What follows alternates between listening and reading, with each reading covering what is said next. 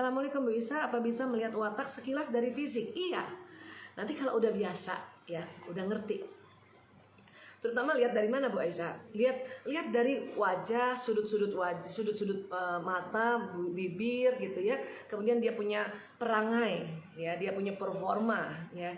Biasanya orang yang introvert itu kan yang rapi gitu ya, apalagi yang melankolis pasti rapi, senada gitu ya. Apa-apa tuh senada, mulai dari jilbabnya, dalemannya, bawahannya, mungkin tasnya, sepatunya, pokoknya rapi banget ya. Nah, kalau orang ekstrovert kan orang yang mau cepat, orang yang mau spontan, kadang-kadang antara kudung sama baju mungkin dia nggak selaras ya. Itu bisa dilihat dari perangainya atau performanya ya. Tapi kalau dari wajah itu bisa dilihat di sudut mata ini, sudut mata ya, sama sudut bibir ya. Jadi intinya gini, cuman memang harus lihatnya pas masih agak muda ya. Kalau umur udah kayak Bu Isa 50 tahun ke atas, ini udah pada kendor semua mukanya. Jadi nggak kelihatan. Ya, kalau misalnya kita punya anak kecil nih ya, lagi tidur, terutama lagi tidur ya, perhatikan sudut matanya pas dia tidur.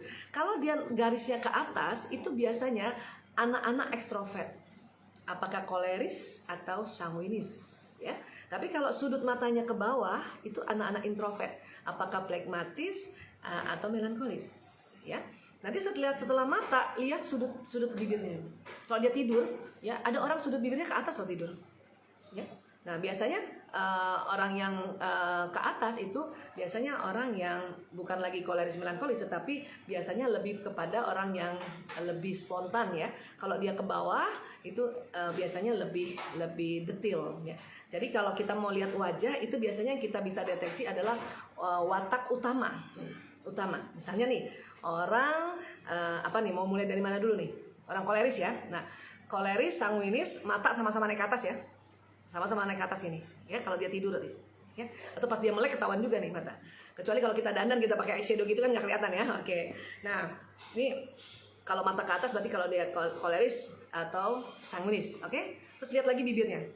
Nggak lagi senyum ya, lagi nggak senyum, lagi diem aja gitu.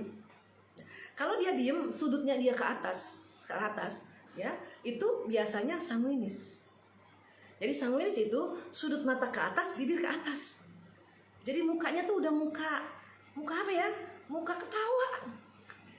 Emang sanguinis sedang ketawa ya, nggak disuruh ketawa aja ketawa.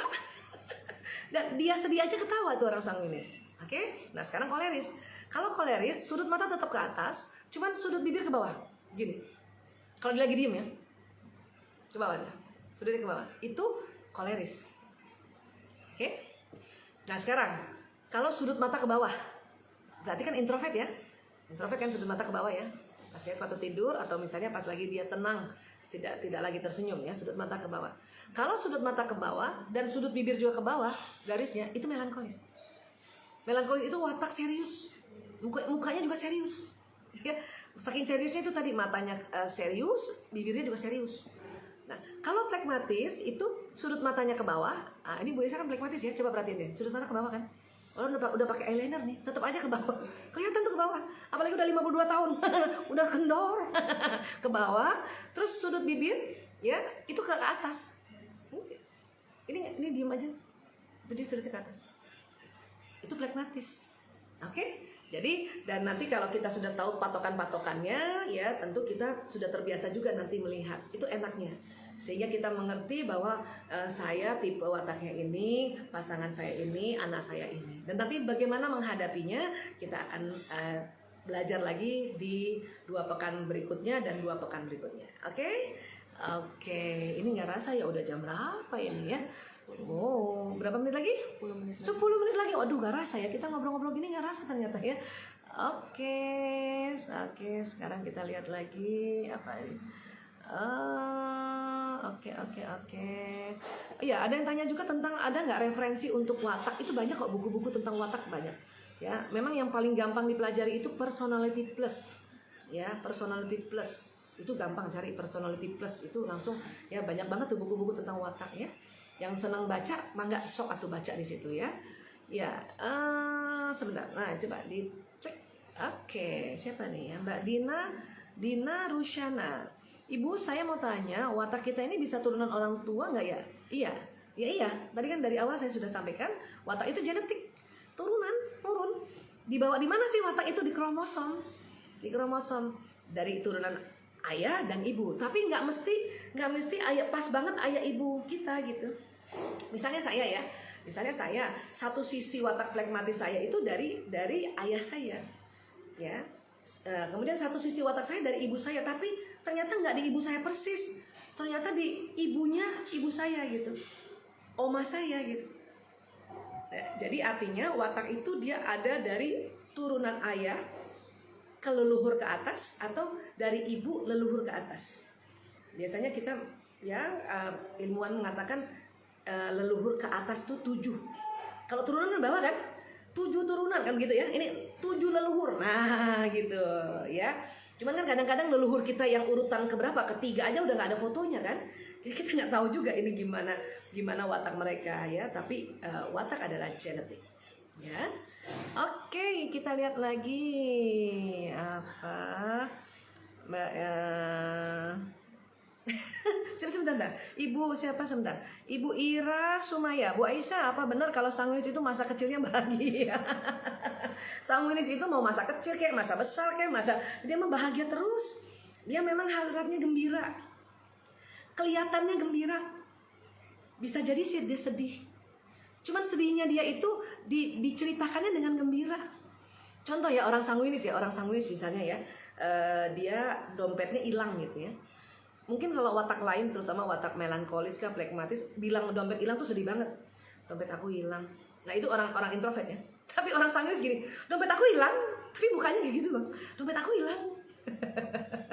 Ya, rumah aku banjir. Nah itu kan orang melankolis dan flekmatis tuh. Kalau misalnya dia cerita bahwa rumahnya banjir, datang orang sanguinis, rumah aku juga banjir.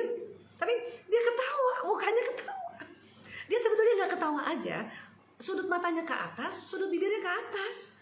Jadi orang sangka dia ketawa, padahal dia tuh sedih. Makanya dikatakan dia hasrat gembira. Dan orang sanguinis itu nggak betah suasana yang hening lama-lama, nggak bisa. Misalnya nih lagi ujian nih, anak-anak sanguinis ya, mau dari TK ke SD ke sampai nanti kuliah, anak sanguinis pas ujian kan hening ya, hening. Itu dia nggak tahan loh. Dia kadang-kadang nyanyi-nyanyi sendiri, gitu. Atau dia ketok-ketok itu pulpennya kayak cek itu kayak gitu orang sanguinis. Ya, karena sanguinis itu memang hasratnya gembira. Oke? Iya, oke. Ibu, oh ini nih ada nih lanjutannya nih, MT Lebang. Ya, Ibu, gimana caranya menggali kesedihan orang sanguinis? Orang sanguinis itu, ya, kalau dia bilang aku sedih, tapi mukanya ketawa, ya aku sedih banget, tapi mukanya ketawa, itu sedih. Jadi nggak usah digali. Itu udah sedih tuh. Cuman memang ekspresi wajahnya itu selalu ke atas gitu. Seandainya misalnya orang tuanya meninggal misalnya kan gitu ya, ya itu di situ tuh baru tuh kelihatan banget sedihnya. Ya, tapi beberapa menit kemudian udah bisa terima tamu, misalnya ada saudara datang itu untuk takziah gitu ya, itu udah bisa ketawa, terima kasih ya, maafin ayah saya ya, maafin ibu saya ya, udah bisa gitu. Tapi mungkin orang melankolis itu susah banget, paling kalau ada yang iya terima kasih, maafin ya, paling gitu kan. Iya, jadi kalau orang sanguinis kalau dia bilang gue sedih banget, itu udah sedih itu, udah terima bahwa dia sedih gitu. Oke. Wow, ini ada yang senyum-senyum nih, barangkali ada yang ada yang sanguinis ya. Ada yang tanya tentang istri, sabar ya Pak ya. Nanti 4 minggu lagi kita bahas tentang istri, oke? Ada yang tanya ini, Meisha Anggreni, apakah watak ada kaitannya dengan bakat, Dok? Nah, watak dan bakat itu kalau di otak tempatnya sama, lokasinya sama di daerah parietalis di sini, lobus parietalis di tengah, persis tengah. Di situ ada program watak Allah kasih dengan kekuatan dan kelemahannya, dan ada program bakat. Ya, dan setiap orang itu menurut ya Howard Gaynor ya diteliti bahwa setiap orang itu ada 8 jenis bakatnya loh. Itu yang disebut kecerdasan ganda atau istilahnya multiple intelligence. Ya kan? Nah, tetapi 8-8-nya itu di otak ini nggak semuanya dominan. Itu bakat. Ya, makanya kalau mau mendeteksi bakat kita yang dominan apa, itu banyak juga caranya. Ya, teman-teman psikolog itu punya tools untuk bisa mendeteksi bakat. Walaupun nanti ada tuh kalau di aplikasi-aplikasi media sosial untuk tahu bakat kita apa, itu juga bisa itu. Cara simpel untuk tahu kira-kira bakat dari 8 itu urutannya berapa, yang dominan pertama, kedua, ketiga, keempat, itu bisa kita tahu ya. Jadi kalau kita sempat tes bakat, nanti di hasil tes bakat itu dia ada, nanti akan ada namanya kecerdasan multiple atau multiple ganda ya. Biasanya 8 itu adalah kecerdasan logis matematis, kecerdasan bahasa, kecerdasan interpersonal, bagaimana kita berhubungan dengan orang lain, kecerdasan intrapersonal, bagaimana kita bisa mengerti diri, itu juga bakat loh. Ada orang yang nggak ngerti dirinya, berarti dia nggak punya kecerdasan intrapersonalnya rendah gitu, bukan dominan gitu. Apalagi kecerdasan musikalis, ya, pemain musik itu kecerdasan musikalisnya pasti dominan. Ya, apalagi kecerdasan naturalis yang senang dengan tanaman, kemudian hewan, dan senang masak gitu ya. Nah itu biasanya kecerdasan naturalis. Ya. Apalagi kecerdasan logis matematis. Ya, nah kecerdasan logis matematis ini yaitu bakat jago matematika. Jadi anak saya tuh selalu bilang, Bu, ada teman aku jago banget ya matematika. Saya bilang itu kemungkinan besar dia punya kecerdasan logis matematisnya dominan. Nah, kayak gitu. Ya. Nah kalau dengan kaitannya watak bisa nggak Bu Isa? Bisa, karena dia satu lokasi. Rata-rata orang melankolis dan pragmatis dia punya kecerdasan logis matematisnya tinggi dibanding koleris sanguinis gitu. Koleris sanguinis itu yang tinggi kecerdasannya apa? Kecerdasan bahasa, ya, kecerdasan linguistik, itu rata-rata ya. Kemudian ada lagi kecerdasan kinestetik, senang olahraga, senang nari dan sebagainya. Nah, kalau kinestetik bisa ada di ekstrovert, bisa ada juga di introvert. Ya. Kecerdasan musikalis, nah kecerdasan musikalis itu tidak melihat watak, ya, bisa di ekstrovert, bisa di introvert. Hanya memang kecerdasan musikalis pada orang introvert tentu dia akan jauh lebih detail. Ya, kecerdasan musikalis pada orang ekstrovert tentu jauh lebih yang bervariasi atau lebih spontan, dia punya kecerdasan musikalisnya.